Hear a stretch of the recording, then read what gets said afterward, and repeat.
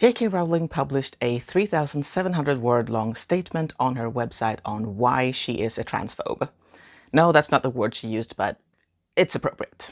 So I wanted to make a response video, and then that video turned out to be very, very long, so I am going to publish two versions of it. One is the whole thing just as it is, it's very long, and the other one is the same thing just split into shorter segments that I will put in a playlist for anyone who wants to watch shorter clips instead of just one long one.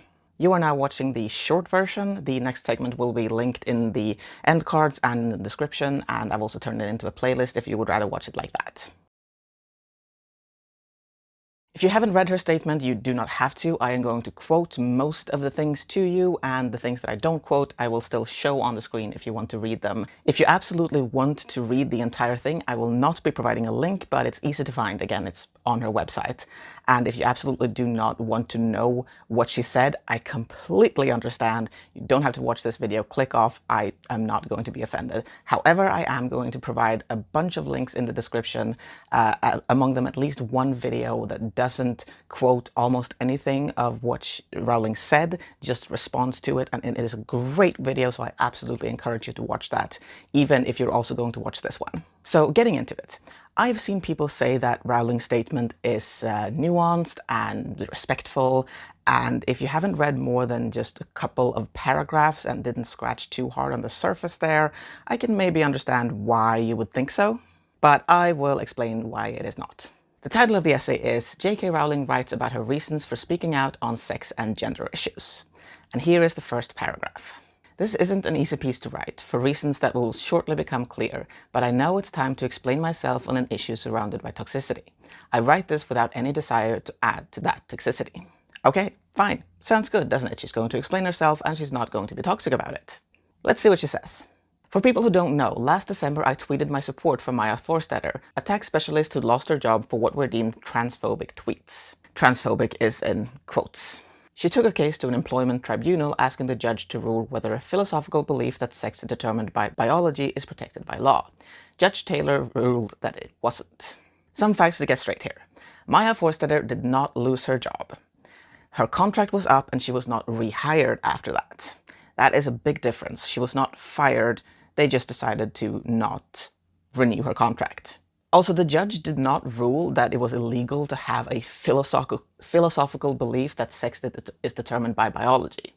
What the judge ruled was that Maya was not protected by law when she was consistently refusing to use the right pronouns for her transgender colleague. I think it was a colleague. I am not completely up to date on this. The point is that she was being transphobic and she was discriminating a trans person. At least one trans person.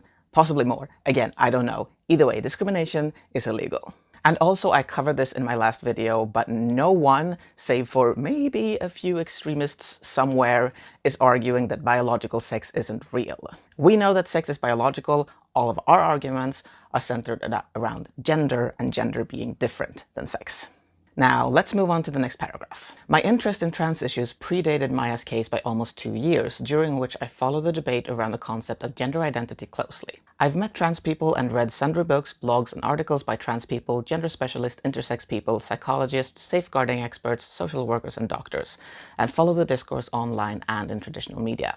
On one level, my interest in this issue has been professional because I'm writing a crime series set in the present day, and my fictional female detective is of an age to be interested in and affected by these issues herself.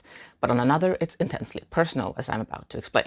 Okay, so one, she is setting herself up as an expert, as someone who knows things about this, and yet she has obviously not understood what transgender rights are actually about. I'm going to get to that, but the point is that she is pretending to be very, very educated about this, so nothing that comes after this can be put down to just being ignorant. She has done her research and she has just rejected it or come to the wrong conclusions. And so everything she says with an understanding of the effects that it's going to have. That's the point here. Also, I don't know anything about this crime series. I haven't read anything other than Harry Potter by her. And doing research for books, I'm an author. Doing research for books is all well and good. And sometimes you have to do research into things that you don't agree with. And that's something that you should do, but I don't understand how that is relevant here. Either way, next paragraph. All the time I've been researching and learning, and accusations and threats from trans activists have been bubbling on my Twitter timeline. This was initially triggered by a like. When I started taking an interest in gender identity and transgender matters, I began screenshotting comments that interested me as a way of reminding myself what I might want to research later. On one occasion, I absent-mindedly liked instead of screenshotting. That single like was deemed evidence of wrongthink, and a persistent low level of harassment began. First thing I want to make very clear here is that harassment, threats, abuse, all of that, not okay. No matter your opinions and how they differ from other people's opinions, abuse, harassment, threats, never ever okay. And I do know that a lot of people were very, very angry and did make threats, and all of this happened. I'm not saying it didn't, and that is not okay. Just so we have that out of the way. However, while, like I said, research is all well and good, I cannot recall that this was ever explained. In the controversy that followed, when she had liked this and people were calling her out on it, not everyone was threatening, by the way. A lot of people were just wondering, what are you doing? Why did you do this? Do you hold these views? Please, can we educate you? And either way, I was pretty sure that it was explained as a middle-aged moment. In fact, I'm entirely certain that it was. The quote is, from Rowling's representatives, that she had a clumsy and middle-aged moment, and this is not the first time she has favorited by holding her phone incorrectly.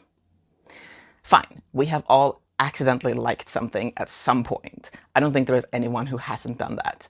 However, what she could have done here was to come out with a statement that I am very sorry that I accidentally liked this, I do not hold these views, I was looking this up because I was doing research for a book. It wouldn't have been harder than that, and the fact that they didn't do that kind of makes me at least think that there was actually no research involved, and this is something that she's just saying now. Moving on. Months later, I compounded my accidental like crime by following Magdalene Burns on Twitter. Magdalene was an immensely brave young feminist and lesbian who was dying of an aggressive brain tumor.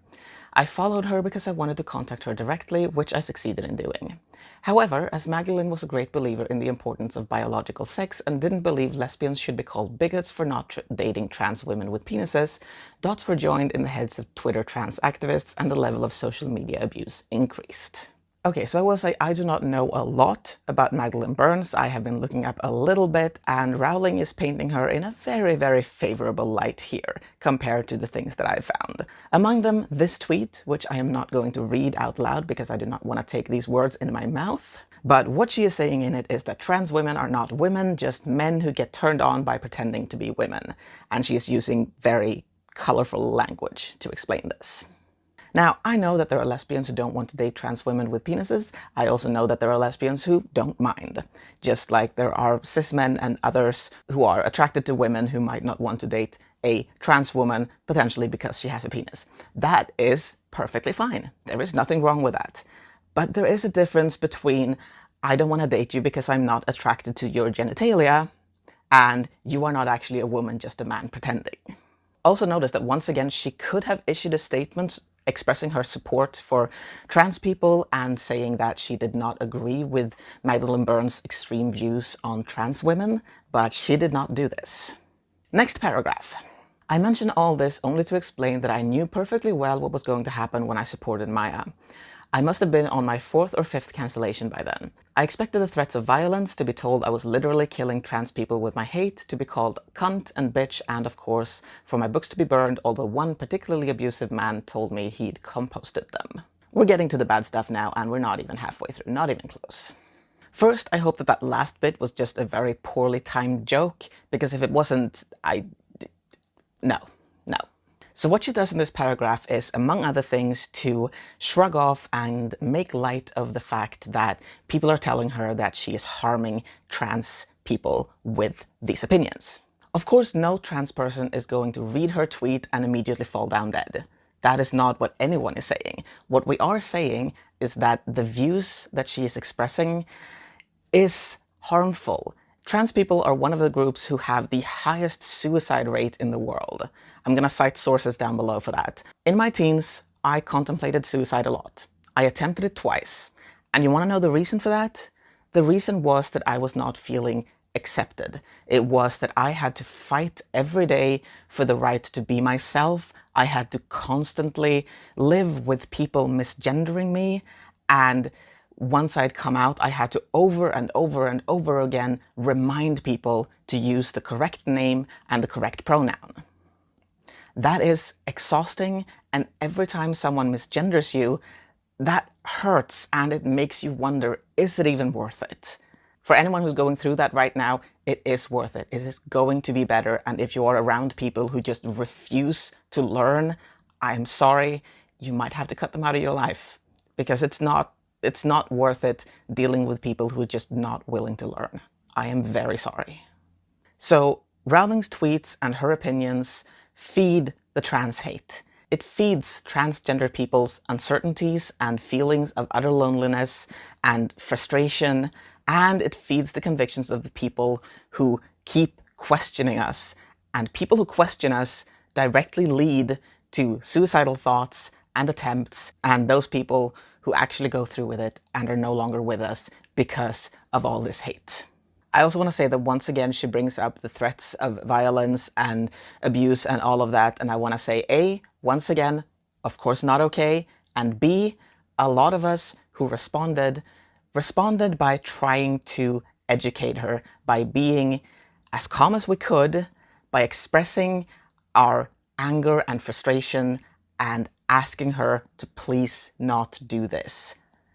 There were those that were very disrespectful, there were those that were very, very respectful and much calmer than we really wanted to be.